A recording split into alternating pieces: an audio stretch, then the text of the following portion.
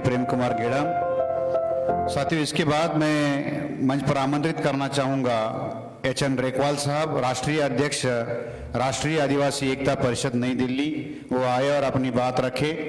इसके बाद साथियों, रेकवाल साहब के बाद में माननीय राष्ट्रीय अध्यक्ष जी अपनी बात रखेंगे।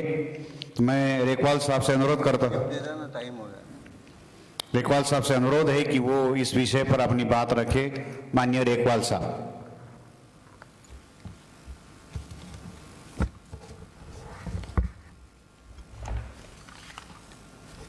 समस्त मूल निवासी महापुरुषों को नमन करते हुए बामसेप व भारत मुक्ति मोर्चा के राष्ट्रीय अध्यक्ष मान्यवर वामन मेश्राम साहब, मंचासीन सभी साथी और उपस्थित साथियों और ये वर्चुअल पूरे विश्व में जो लोग हमारे इस कार्यक्रम को देख रहे साथियों, जो विषय आज आदिवासियों की पहचान खत्म करने वाला कि आदिवासियों को जबरदस्ती से हिंदू बनाना, यह आदिवासियों पर ब्राह्मण धर्म थोपने का षड्यंत्र है। साथियों, यह सब्जेक्ट लगाने के पीछे मकसद है कि 3.5% ब्राह्मण आदिवासियों को हिंदू बनाने के लिए उनका मकसद है कि अपने आप को बहुसंख्यक बनाना, क्योंकि वो अल्पसंख्यक है। और ये आदिवासियों को हिंदू बनाने का जो षड्यंत्र है साथियों, यह विगत 1905 से जारी है। मतलब हम आज़ादी नहीं हुए थे, ये तथाकथित आज़ादी तो हमको 1947 में प्राप्त हुई, लेकिन ये आदिवासियों को हिंदू बनाने का कार्यक्रम गोपाल कृष्ण गोखले के द्वारा 1905 से स्टार्ट किया था और उन्हें संस्थापक उनकी संस्था बनाई थी भील सेवा मंडल। ये उन आदिवासियों की आइडेंटिटी को समाप्त करने के लिए, मूल पहचान समाप्त करने के लिए साथियों 1905 से ये षड्यंत्र जारी है। उसके बाद गांधी जी ने कांग्रेस के माध्यम से वनवासी सेवा मंडल का निर्माण किया। अगला उन्होंने Hindu method of tribal absorption 1941 में ये निर्मल कुमार बोस के माध्यम से बनाया गया। और साथियों 1952 में आरएसएस के माध्यम से, यानी वही ब्राह्मणों के माध्यम से वनवासी कल्याण आश्रम की स्थापना की गई, जिसके संस्थापक थे बाला साहब देशपांडे। ये आरएसएस से जुड़े हुए व्यक्ति थे। और अभी वर्तमान में साथियों भोपाल में 5, 6, 7 फरवरी आरएसएस का एक राष्ट्रीय स्तर का प्रशिक्षण शिविर था, जिसमें अखिल भारतीय स्तर के लोग सम्मिलित थे। उसमें उन्होंने 2021 की जनगणना में आदिवासियों को धर्म कालम में हिंदू लिखने के लिए उनको समझाइश दे करके, मुहिम चला करके, उनके तमाम प्रकार के संगठनों के माध्यम से ये करवाया जाएगा।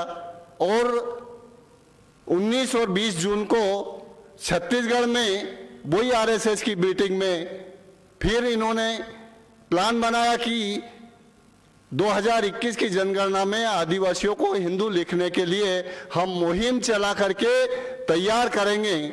साथियों,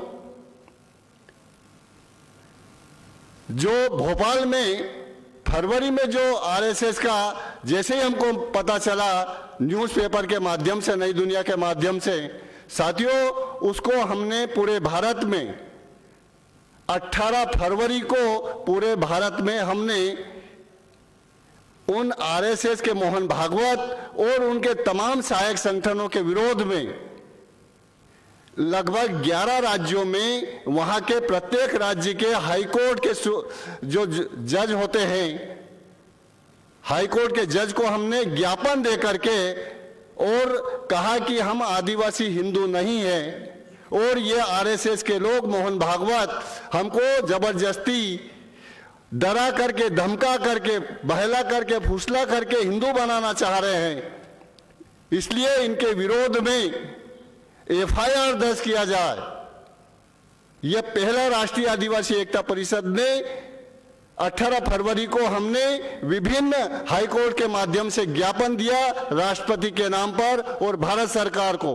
साथियों, और ये आदिवासी जो हजारों संगठनों में बंटे हुए हैं, लेकिन राष्ट्रीय आदिवासी एकता परिषद ने ये जो हिम्मत की, ये वामन मेश्राम साहब और वामन मेश्राम साहब का जो राष्ट्रीय लेवल का ये मूवमेंट है, उसके साथ हम जुड़े हुए आदिवासी है, जो हमको इतना ताकतवर बना दिया कि हम 4% भी हम अभी बामसेप के साथ नहीं जुड़े हुए आदिवासी। उसके बाद भी साथियों, आज हमारे वामन मेश्राम साहब का पूरा साथ और सहयोग है उसकी बदौलत। और अभी हमने इस लॉकडाउन के पीरियड में नवंबर में 3 चरणों में साथियों इन आरएसएस का षड्यंत्र का पर्दाफाश करने के लिए और आदिवासियों को हिंदू बनाने के साथ साथ उन आदिवासियों को जल जंगल जमीन से, उनकी सभ्यता, संस्कृति, परंपरा से खत्म करने के लिए, यानी उनकी आइडेंटिटी को समाप्त करने के लिए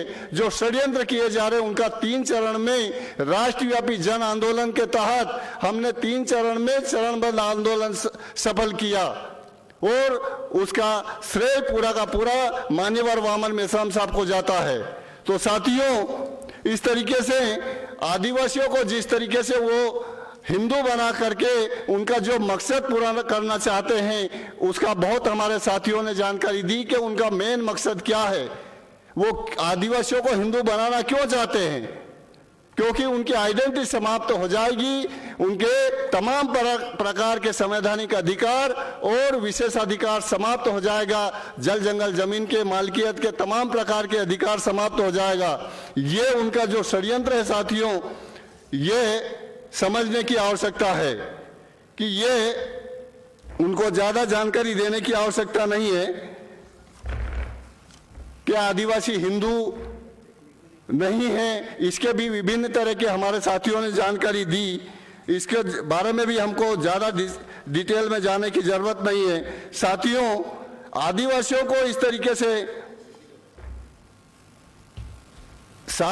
आदिवासियों को ही हिंदू बनाने का या आदिवासियों को ही प्रताड़ित करने का या आदिवासियों को ही अधिकार वंचित करने का षड्यंत्र नहीं है साथियों। ये तमाम मूल निवासी जातियां, चाहे वो एससी हो, ओबीसी हो, वो तमाम प्रकार की माइनॉरिटी हो या एनटी, डीएनटी, वीजीएनटी हो, ये तमाम प्रकार के लोगों को 1950 में जो संवैधानिक अधिकार मिले हैं साथियों, वो तमाम प्रकार के अधिकारों को समाप्त करने का ये सुनियोजित षड्यंत्र चल रहा है। उनको बर्दाश्त नहीं हो रहा है। ये आज तमाम प्रकार के अधिकार समाप्त हो चुके हैं। ये साथियों, हम तो ये कहें कि मात्र ये बोलने का अधिकार है हमारे पास, और ये सोशल मीडिया है, इसकी बदौलत आज हम ये कर पा रहे हैं, बाकी हम सब कुछ छीन चुका है।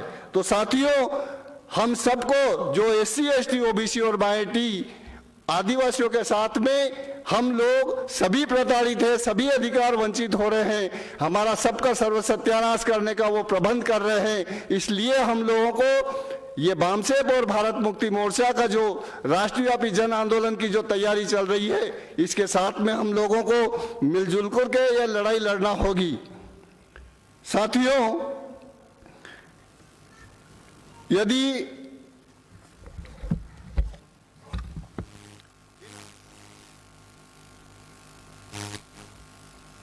इन आदिवासियों को लगभग 1905 से ये चल रहा है षड्यंत्र। अभी वर्तमान में साथियों, विकास के नाम पर या पुनर्वसन के नाम पर या पर्यावरण संरक्षण के नाम पर आदिवासियों को बड़े पैमाने पर बेदखल करने के लिए, विस्थापित करने के लिए सुनियोजित षड्यंत्र चल रहे हैं। साथियों, इसके लिए अभी 2005 में सेज का कानून आया, 2014 में नया भूमि अधिग्रहण बिल आए, 2016 में अभी इस कॉमन सिविल कोड के माध्यम से, कॉमन सिविल कोड यानी समान नागरिक संहिता, यानी आदिवासी अलग है, एससी अलग है, इनको सबको अलग अलग पहचान मिली हुई है संवैधानिक। अगर इनको ये सब एक होते, सब कॉमन होते हैं, ये सब समान होते, तो फिर अलग अलग पहचान मिलने की जरूरत ही नहीं थी। और आदिवासियों को, मुस्लिमों को और तमाम प्रकार की माइनॉरिटी को भी ये कॉमन सिविल कोड के माध्यम से वो सबको समान करना चाहते हैं साथियों। यानी कुल मिलाकर के उनकी अलग पहचान, अलग आइडेंटिटी समाप्त करके और आदिवासियों का कस्टमरी लॉ समाप्त करके उनको आम लोगों की तरह समान बनाना चाहते हैं, जबकि ये न्यायोचित नहीं है, ये संविधान के विरोध में है। साथियों, वो आदिवासियों को अभी 13 फरवरी 2019 13 फरवरी 2019 का लगभग 16 राज्यों के आदिवासियों को सुप्रीम कोर्ट ने 23 लाख आदिवासियों को जल जंगल जमीन से विस्थापित करने का जजमेंट दिया 13 फरवरी 2019 को। ये प्लान बना करके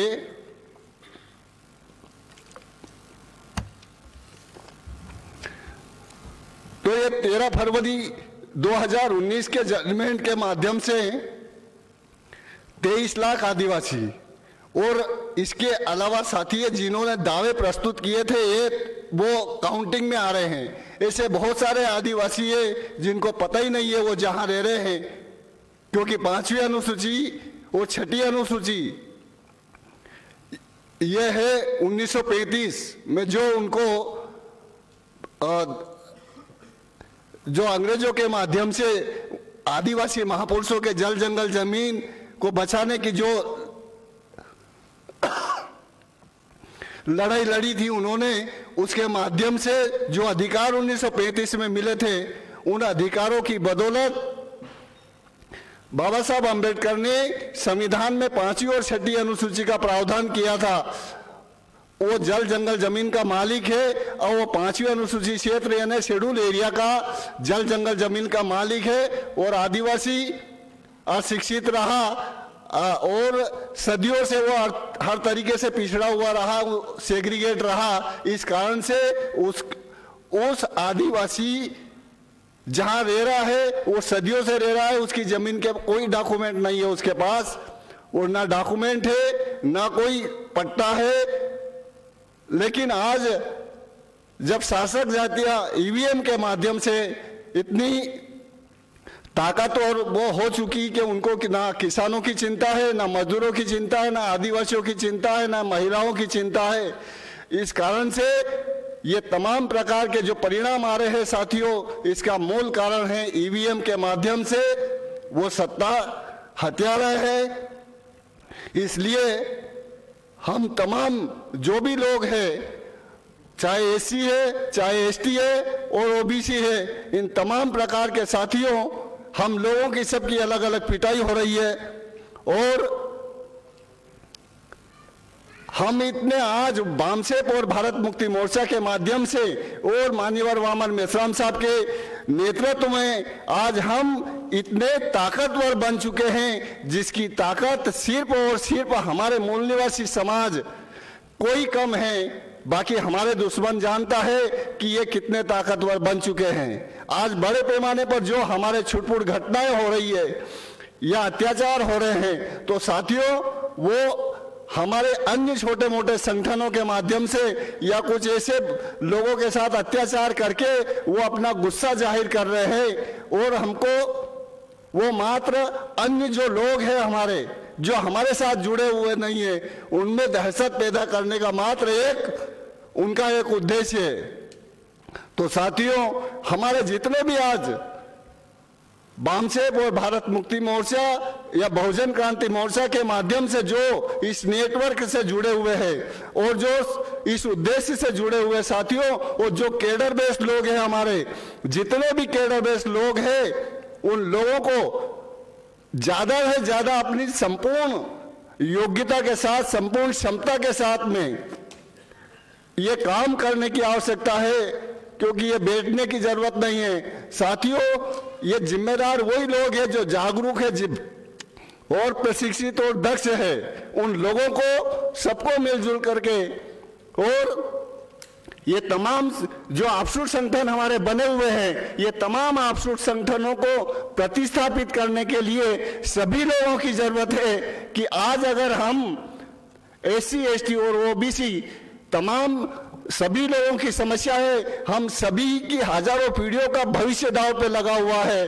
और उसके बाद भी अगर हमने हमारी जिम्मेदारियों का निर्वहन नहीं किया साथियों, तो आने वाली पीढ़ियां हमको माफ करने वाली नहीं है। हजारों पीढ़ियां वो तबाह और बर्बाद करके गुलाम बनाने का उन्होंने पूरा मकसद कर लिया है। एकमात्र हमारे पास ये वामन मेश्राम साहब के नेतृत्व में मूवमेंट को हम जल्दी से जल्दी समझें, और जिस तरीके से इस वामसेप के जितने सीनियर कार्यकर्ता स्वयं वामन मेश्राम साहब का लाइफ स्टाइल देख ले कि वो कितना घंटा काम करते हैं, इतने लगभग 80 से 85 संगठनों को जिनको उन्होंने बनाए हैं या कहें कि उनके बच्चे हैं, उनको भी वो संभालते हैं और इस मूवमेंट को संभालते हैं और दुश्मनों को भी संभालते हैं। साथियों, देख सकते हैं हम कि उनकी भी कोई क्षमता होगी तो इस तरीके से हम लोगों को, प्रत्येक कार्यकर्ता को इस मूवमेंट के साथ में पूरी क्षमता के साथ में, पूरी क्षमता से तात्पर्य है कि हम 50 किलो वजन उठा करके चलने वाले लोग हैं, लेकिन हम 5 किलो वजन उठा करके जा रहे हैं, मतलब हमारी 45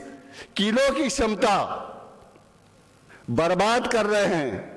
तो ये संपूर्ण क्षमता और उसके साथ में हमको मिलकर के इस मूवमेंट को साथ सहयोग करके और हमारे समाज को तैयार करने की आज आवश्यकता है। आज बहुत ज्यादा साथियों, जो मैं तैयारी करके आया था वो हमारे अन्य साथी बोल चुके हैं, क्योंकि मैं आदिवासियों का जो तमाम प्रकार का जो षड्यंत्र चल रहा है, चाहे उनको जल जंगल जमीन से विस्थापित करने का हो या का उनका ब्राह्मणीकरण करके हिंदूकरण बनाने का मुद्दा हो, ये षड्यंत्र सभी लोग जानते हैं और तमाम प्रकार के हमारे साथियों ने उसके ऊपर बात रखी है। मैं अपनी बात इतना ही आपके सामने रखते हुए मैं अपनी बात यही